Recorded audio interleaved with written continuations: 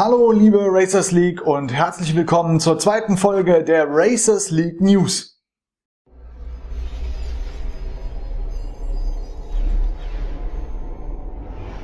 In den vergangenen 2 Wochen ist wieder so einiges passiert und wir fangen an mit Race 07.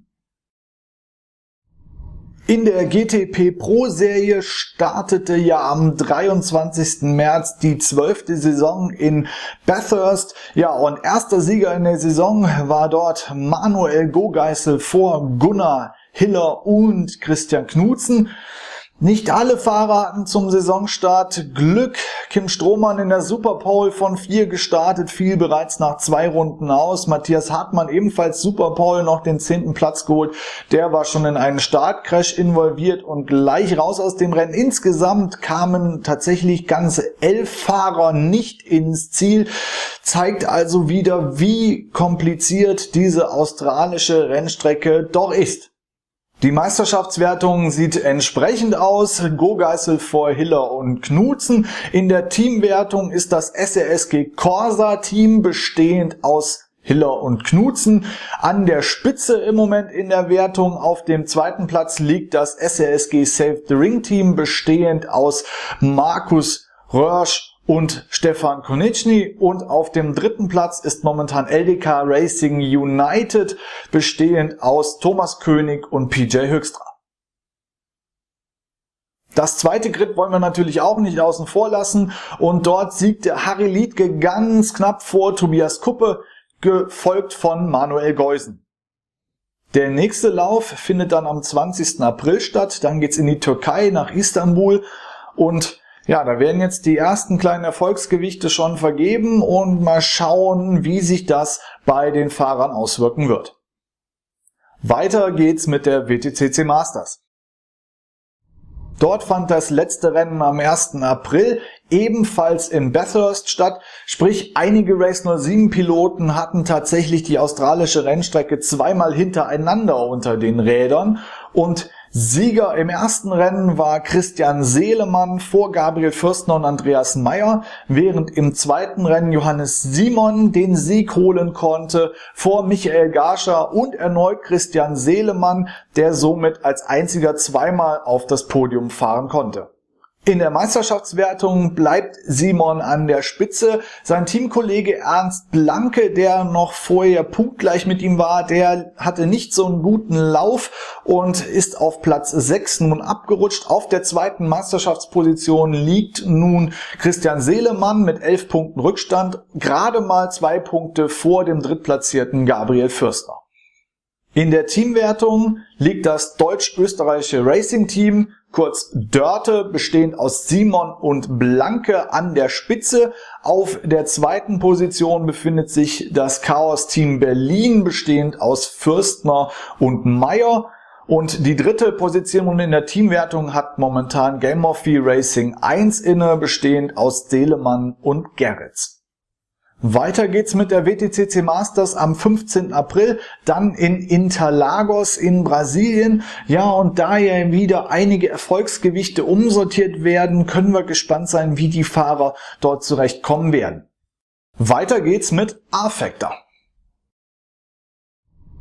Nachdem ja die GT Pro Serie nun leider endgültig ihre Pforten geschlossen hat, bleibt den R-Factor Piloten noch die REC, die Endurance Serie, und da fand das letzte Rennen am 28. März statt, die 6 Stunden von Spa-Francorchamps, und in den 3 Klassen hat sich wieder einiges getan. In der LMP1 Klasse, da siegte Banzai Motorsport P1 vor Team RGPL P1 und dem Team THR Audi. In der LMP2-Klasse siegte das 3White Motorsport Team vor dem Team WH Motorsports und No Limit Team Acura 1.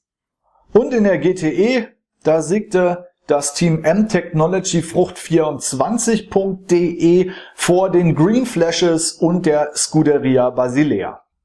Die Meisterschaftswertung steht da im Moment noch aus. Da werden noch ein paar Punkte zusammengezählt und die Ergebnisse dazu erfahrt ihr in den News in 2 Wochen. Der nächste Lauf der EC findet dann am 25. April statt. Dort starten dann die 12 Stunden von Sepang in Malaysia.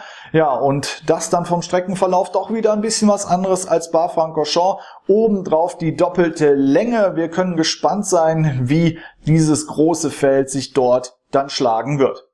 Wir machen weiter mit GTR 2. In der GT1 Pro fand das letzte Rennen am 30. März statt in Brünn und dort konnte sich Tobias Kuppe den Sieg sichern vor Thorsten Rodewig und Klaus Zatti. In der Meisterschaft bleibt Thorsten Rodewig an der Spitze. Tobias Kuppe konnte sich jetzt wieder auf den zweiten Platz nach vorne arbeiten. Klaus Zatti ist nur mehr Dritter in der Tabelle.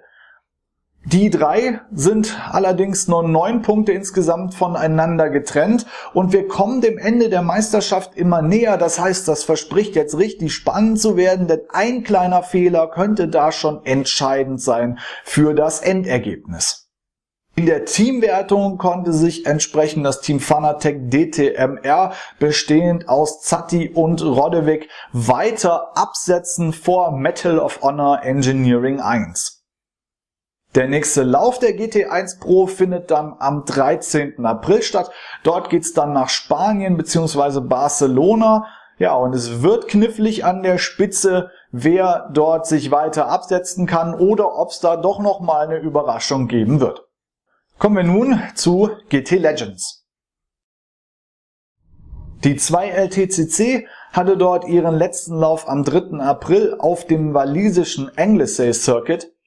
Sieger im ersten Rennen wurde Robert Schauderner vor Marcel Schimmer und Oliver Kilian. Ja, und im zweiten Rennen, da gewann dann Marcel Schimmer vor Robert Schauderner und auf die dritte Position fuhr Jochen Richter. In der Meisterschaft führt aber nun Oliver Kilian vor Jochen Richter und Robert Schauderner. In der Teamwertung liegt damit das Team Die 2 aus der Boxengasse, bestehend aus Richter und Schimmer an der Spitze, gefolgt vom Kili-Team, bestehend aus Peter und Oliver Kilian. Auf der dritten Position findet sich aktuell das Brakesman Racing Team 1, bestehend aus Dominik Pieper und Frank Schuster. Das nächste Rennen in der 2LTCC findet dann auf dem finnischen Kemora Motori Rata statt. Eine Strecke, die so gut wie keiner kennt. Das heißt, es wird sehr interessant sein, wer am meisten Training investiert, um dort der Schnellste sein zu können. Weiter mit der Trans Am und das letzte Rennen der Trans Am fand am 27. März auf dem Edmonton City Airport statt. Dort konnte Mike Horn einen Doppelsieg erzielen. Zweite Position im ersten Rennen ging dann an Robert Schauderner vor Marc Ackermann und im zweiten Rennen kam Oliver Kilian auf die zweite Position, gefolgt von Dominik Pieper. In der Meisterschaft bleibt Schauderner an der Spitze und konnte seinen Vorsprung sogar um 18 Punkte auf den nun zweitplatzierten Dominik Pieper ausbauen. Auf der dritten Position befindet sich nunmehr Oliver Kilian. Ja, und in der Teamwertung, da liegt nach wie vor Dos Calaveras, bestehend aus Michael Groteklas und Sebastian Gerhardt an der Spitze, gefolgt vom Kili-Team Peter und Oliver Kilian. Auf der dritten Position findet sich aktuell Smokey and the Bandit, bestehend aus Jochen Richter und Marcel Schimmer. Für die Trans Am geht's als nächstes auf den Sonoma Raceway am 10. April und wir können gespannt sein, wie die erneuten Gewichtsverschiebungen sich dort dann bemerkbar machen werden. Kommen wir nun noch zu A-Factor 2. Die Planungen für den Toyota Celica GTO Cup sind so gut wie abgeschlossen und ja, leider sind da bisher nur 13 Fahrer angemeldet. Wer also mit A-Factor 2 da jetzt noch einsteigen möchte, der schaue in die Infos und melde sich an. Das Feld kann noch Fahrer gebrauchen. Los geht's schon am 8. April dann auf dem Lime Rock Park.